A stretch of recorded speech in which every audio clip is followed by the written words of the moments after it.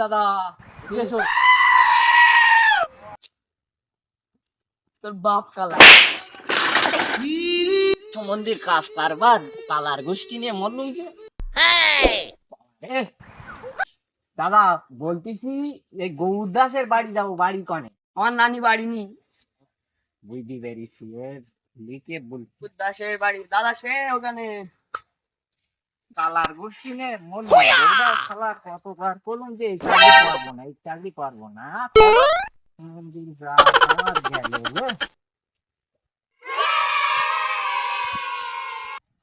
মনে হচ্ছে এইটাই গৌরীর বাড়ি সম্ভবত। চাপ মেরে দেখি গৌরদাস বাড়ি আসো।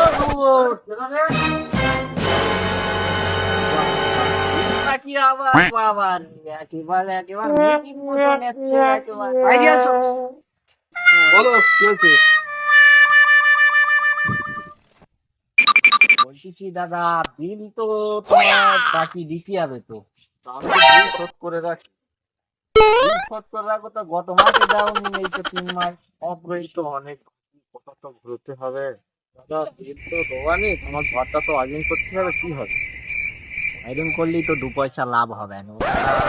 বিল পরে নেওয়া নেই, এখন ওয়ারিংটা তো করতে হবে। তা চলো বাবু তোমার ঘরের দিক চলো, দেখতে চাই।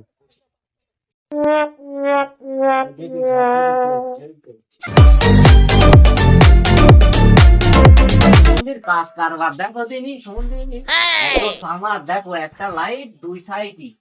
বাবা রে বাবা, তুই তো টাকা দিলানি ওয়ারিং করবি শুনবি।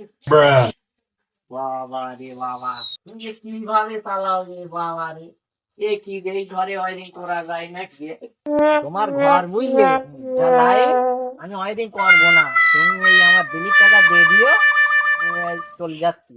সামনের মাসে আসবানি, সামনের মাসে দিও তুমি, আজকে দিতে হবে না, আজকে তো এমনি সাইকেলে এমনি আমার বুঝতে পেরেছি, তুমি সামনের মাসে দিও না। ঠিক আছে, সামনের মাসে দিয়ে দেবো তো। হ্যাঁ তুমি বাড়ি থেকো কিন্তু হ্যাঁ, দাদা। বাড়ি থাকবো। এমনি শেষ বাবু আর কি হবে, চলো এই হারসেল আর পৌঁছে বাঁশ।